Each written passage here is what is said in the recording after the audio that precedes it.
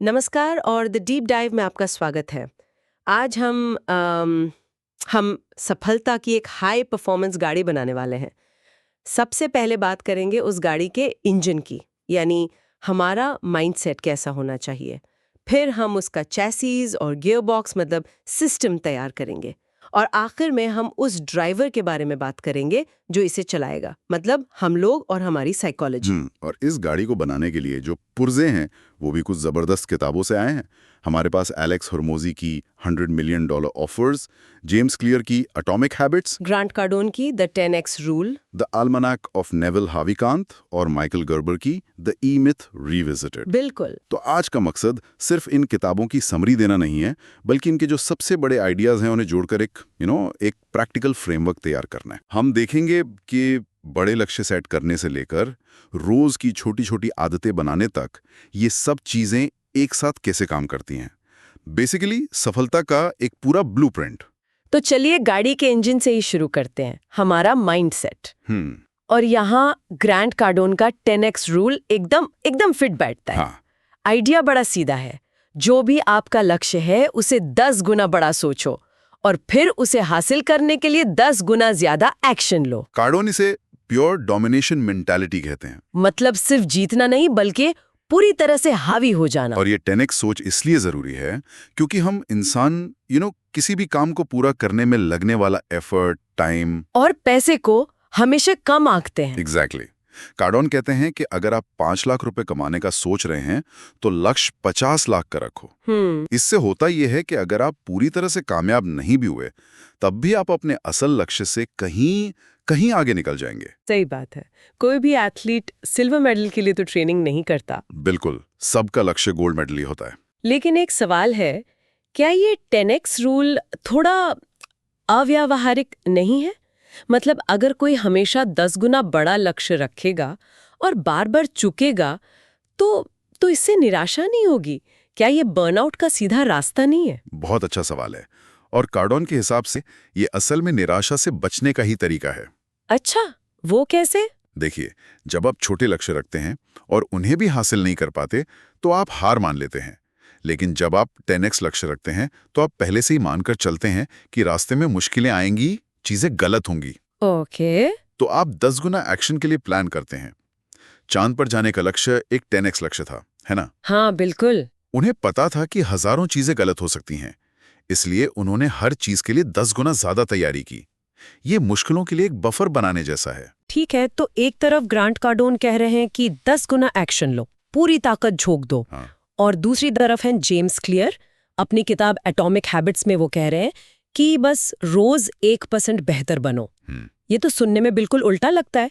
क्या ये दोनों बातें एक साथ सच हो सकती हैं? यही तो सबसे दिलचस्प बात है। ये एक दूसरे के विरोधी नहीं है, बल्कि पूरक हैं।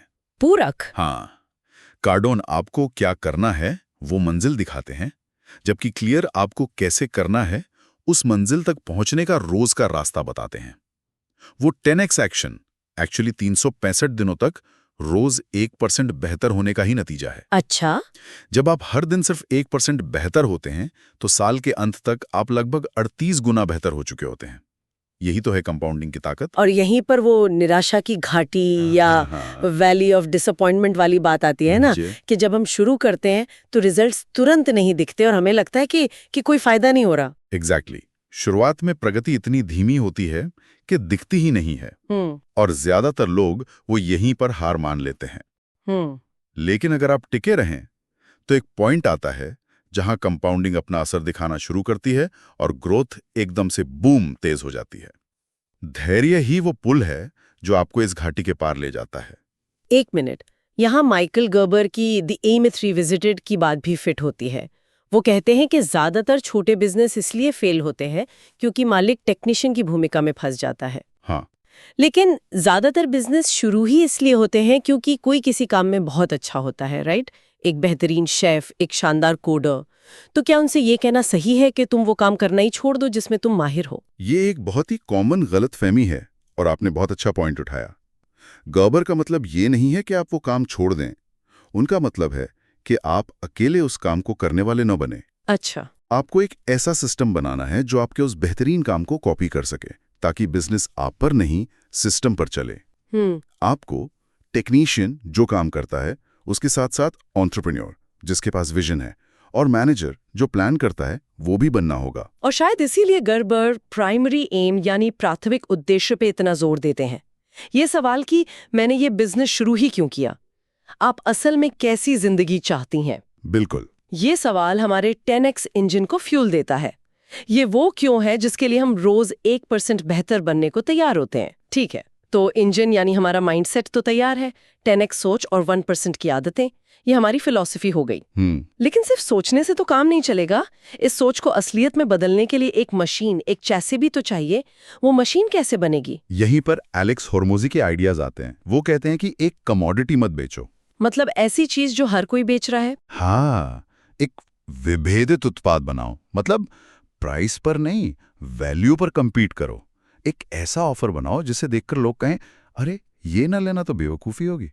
इसका वो ऑनलाइन वेट लॉस कोचिंग वाला उदाहरण बहुत अच्छा है। हाँ, वो क्लासिक है। मान लीजिए ऑफर ए है, मैं आपको ऑनलाइन कोचिंग दूंगी, 10,000 अभी और 5,000 हर महीने। ये एक आम ऑफर है। ठीक है। बिल्कुल, बहुत कॉमन। वहीं ऑफर बी है, आप सिर्फ एक बार पेमेंट करेंगे, कोई मंथली फीस नहीं, और पेमेंट भी तब जब रिजल्ट्स दिखेंगे। वाह! पहले महीने में 5 किलो वजन कम करने की गारंटी, वरना अगला महीना फ्री। साथ में आपको घर पर वर्कआउट का सामान, पर्सनलाइज्ड डाइट प्लान के लिए ऐप और 24/7 व्हाट्सएप सपोर्ट मिलेगा। अब कौन मना करेगा इसे? जाहिर है, ऑफर भी ही सब चुनेंगे। और ऑफर भी इतना दमदार इसलिए है क्योंकि ये होर्मोजी के वैल्यू इक्वेशन पर खरा उतरता है। Value equation? हाँ, इसे ऐसे समझिए कि किसी भी ऑफर का मूल्य 2 चीजों पर निर्भर करता है। ऊपर हैं वो चीजें जो ग्राहक चाहता है, यानी उसका सपनों का नतीजा और उसे पाने की कितनी गारंटी है। ओके। और नीचे हैं वो चीजें जो वो नहीं चाहता, यानी कितना इंतजार करना पड़ेगा और कितनी मेहनत लगेगी। अच्छा। एक जबरदस्त ऑफर बनाने के लिए आपको ऊपर वाली चीजों को आसमान पर पहुंचाना है और नीचे वाली चीजों को जमीन पर ले आना है। और होर्मोजी इसे करने के लिए 5 आसान स्टेप्स बताते हैं। पहला, पता लगाओ कि आपका कस्टमर असल में चाहता क्या है। जैसे 7 हफ्तों में 14 किलो वजन कम करना। स्पेसिफिक, बिल्कुल। दूसरा, उस रास्ते में आने वाली हर छोटी बड़ी मुश्किल को लिखो। जैसे हेल्दी खाना बनाने का टाइम नहीं है, जिम जाने में शर्म आती है। हर प्रॉब्लम। तीसरा, इन सभी मुश्किलों को समाधान में बदलो। बस हर मुश्किल के आगे कैसे करें लगा दो। बिना ज्यादा टाइम लगाए हेल्दी खाना कैसे बनाएं। स्मार्ट। चौथा, इन समाधानों को डिलीवर करने के तरीके सोचो। जैसे 15 मिनट रेसिपी की वीडियो लाइब्रेरी, घर के लिए वर्कआउट प्लान। और पांचवा, इनमें से वो समाधान चुनो जो सस्ते हों लेकिन जिनकी वैल्यू ज्यादा हो, और उन सबको मिलाकर एक जबरदस्त पैकेज बना दो। और होर्मोजी का ये ऑफर बनाने का तरीका, वो सीधे माइकल गर्बर के टर्न की रेवोल्यूशन से जुड़ता है। टर्न की रेवोल्यूशन? हाँ, गर्बर कहते हैं कि एक ऐसा बिजनेस बनाओ जो चाबी घुमाते ही चलने लगे, आपके बिना भी। असली प्रोडक्ट वो नहीं है जो आप बेचते हैं, असली प्रोडक्ट है आपका बिजनेस सिस्टम। जैसे मैकडॉनल्ड्स? बिल्कुल। आप दुनिया में कहीं भी चले जाओ, आपको फ्रेंच फ्राइज का स्वाद लगभग एक जैसा मिलेगा। क्यों? क्योंकि उनका सिस्टम इतना परफेक्ट है कि उसे कोई भी फॉलो कर सकता है। होर्मोजी का ग्रैंड स्लैम ऑफर असल में एक ऐसा ही सिस्टम बनाने का पहला कदम है। ये तो हुई बिजनेस की बात, लेकिन ये बड़े सिस्टम भी तो छोटे छोटे पर्सनल आदतों से ही बनते हैं, राइट? यहाँ जेम्स क्लियर का हैबिट लूप काम आता है। बिल्कुल। हर आदत 4 स्टेप्स में बनती है। क्यू यानी संकेत, क्रेविंग यानी इच्छा, रिस्पॉन्स यानी प्रतिक्रिया, और रिवॉर्ड यानी इनाम। और अच्छी आदतें बनाने के लिए क्लियर हमें 4 नियम देते हैं। हाँ, पहला, इसे स्पष्ट बनाएं, मेक इट ऑब्वियस। अपनी नई आदत को किसी पुरानी आदत के साथ जोड़ दो। जैसे सुबह की चाय पीने के बाद मैं 5 मिनट के लिए मेडिटेशन करूंगा। दूसरा, इसे आकर्षक बनाएं, मेक इट अट्रैक्टिव। जो काम आपको करना है उसे उस काम के साथ करो जो आप करना चाहते हो।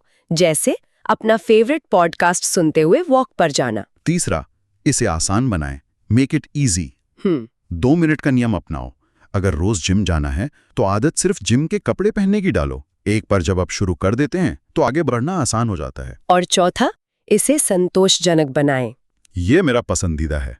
अपनी प्रोग्रेस को ट्रैक करो। मैंने जब रोज लिखने की आदत डालने की कोशिश की तो मैंने कैलेंडर पर हर दिन एक बड़ा सा क्रॉस लगाना शुरू किया। अच्छा। कुछ हफ्तों बाद उस चेन को न तोड़ने की इच्छा ही मुझे लिखने के लिए बैठा देती थी। वो छोटा सा क्रॉस एक मेडल जैसा लगता था। ओके, तो हमारे पास एक पावरफुल इंजन यानी माइंडसेट है, एक शानदार बॉडी और शासी यानी सिस्टम्स भी हैं। यस। अब बात करते हैं उस ड्राइवर की जो इसे चलाएगा, मतलब हम लोग और हमारी साइकोलॉजी। और यहाँ दी एल्मनाक ऑफ नवल रविकांत की बातें वो बहुत गहरे हैं। नवल रविकांत कहते हैं कि सिर्फ मेहनत करने से आप अमीर नहीं बनेंगे, आपको लेवरेज यानी उत्तोलन और विशेष ज्ञान की जरूरत है। लिवरेज। हाँ, असली दौलत उन चीजों से आती है जो आपके सोते समय भी आपके लिए पैसा कमाती हैं, जैसे कोड, मीडिया या कैपिटल। और इन सब का आधार है सही निर्णय लेना। एक सीईओ को 80 घंटे काम करने के लिए नहीं, बल्कि कुछ सही निर्णय लेने के लिए करोड़ों मिलते हैं। और वो स्टेटस गेम बनाम मनी गेम वाली बात भी बहुत कमाल की। हाँ, नवल कहते हैं कि ज्यादातर लोग अनजाने में स्टेटस का खेल खेलते हैं, दूसरों को दिखाने के लिए महंगी चीजें खरीदना। ये एक जीरो सम गेम है जिसमें किसी की जीत के लिए किसी का हारना जरूरी है, जबकि मनी गेम यानी दौलत बनाना एक पॉजिटिव सम गेम है, इसमें हर कोई जीत सकता है। तो अमीर बनने के लिए जानबूझकर स्टेटस के खेल से बाहर निकलना होगा और दौलत के खेल पर फोकस करना होगा। ये बात तो सीधे एटॉमिक हैबिट्स के पहचान आधारित आदतों से जुड़ती है। बिल्कुल। लक्ष्य सिर्फ एक किताब लिखना नहीं है, लक्ष्य है एक लेखक बनना। हाँ। जब कोई आदत आपकी पहचान का हिस्सा बन जाती है तो उसे करने के लिए मोटिवेशन की जरूरत नहीं पड़ती। आप इसलिए नहीं लिखते क्योंकि आपको लिखना है, आप इसलिए लिखते हैं क्योंकि आप एक लेखक हैं। और इस पहचान को बनाने के रास्ते में जो सबसे बड़ी रुकावट आती है वो है डर। डर। यहाँ द 10x रूल का एक बहुत ही शक्तिशाली आइडिया है। ग्रांट कार्डोन कहते हैं कि डर एक सिग्नल है, यह आपको बता रहा है कि आपको असल में क्या करना चाहिए। डर एक सिग्नल है? हाँ, FEAR का मतलब है फॉल्स इवेंट्स अपीयरिंग रियल, मतलब झूठी घटनाएं जो सच लगती हैं। वाह, तो डर असल में एक कंपास है कि जिस चीज से हमें सबसे ज्यादा डर लग रहा है वही वो काम है जो हमें सबसे पहले करना चाहिए। बिल्कुल, ये सोचने का बिल्कुल नया तरीका है। हाँ। डर को रेड लाइट नहीं, ग्रीन लाइट की तरह इस्तेमाल करें। अगर आप किसी बड़े क्लाइंट को कॉल करने से डर रहे हैं तो ये इस बात का सबसे बड़ा सिग्नल है कि आपको अभी उसी क्लाइंट को कॉल करना चाहिए। एक्शन डर का इलाज है। और ये सब वापस बिजनेस और लोगों पर आकर जुड़ जाता है। माइकल गर्बर की पीपल स्ट्रैटेजी, वो कहते हैं मूल्यों के लिए हायर करो, स्किल के लिए ट्रेन करो। सही बात है। आप किसी को कोई भी स्किल सिखा सकती हैं, लेकिन आप किसी के बेसिक वैल्यूज नहीं बदल सकती। जब आपकी टीम के लोग आपके विजन और प्राइमरी एम को शेयर करते हैं तो वे आपके सिस्टम को सिर्फ चलाते नहीं बल्कि उसे बेहतर बनाते हैं। चलिए, तो आज की इस बातचीत को समेटते हैं। हमने एक 10x इंजन लगाया, उसे एटॉमिक आदतों से फ्यूल किया। बिल्कुल सही। और इन सभी महान विचारों का सार एक ही है, करने वाले से डिजाइनर बनना। डिजाइनर सिर्फ अपने बिजनेस का डिजाइनर नहीं, बल्कि अपनी जिंदगी का डिजाइनर। एक 10x लक्ष्य कार्डोन को आप एक बेहतरीन सिस्टम गर्बर हॉर्मोजी से हासिल करते हैं, जिसे रोज के पहचान आधारित आदतें क्लियर चलाती हैं। और ये सब सही खेल नवल खेलते हुए किया जाता है। वाह। और मैं श्रोताओं के लिए एक सवाल के साथ इसे खत्म करना चाहूंगा। जरूर। इन सभी स्रोतों में हमने बाहरी लक्ष्यों, पैसा, सेहत, बिजनेस को पाने के लिए सिस्टम बनाने की बात की, लेकिन क्या हो अगर बनाने के लिए सबसे जरूरी सिस्टम एक आंतरिक सिस्टम हो? आंतरिक सिस्टम सिर्फ अपना टाइम या बिजनेस मैनेज करने के लिए नहीं, बल्कि अपने मन की शांति को मैनेज करने के लिए। जैसा कि नवल रविकांत कहते हैं, सच्ची आजादी शायद कुछ करने की आजादी नहीं, बल्कि किसी चीज से आजादी है, जैसे कि और ज्यादा पाने की लगातार इच्छा से। उस आजादी के लिए एक सिस्टम कैसा दिखेगा?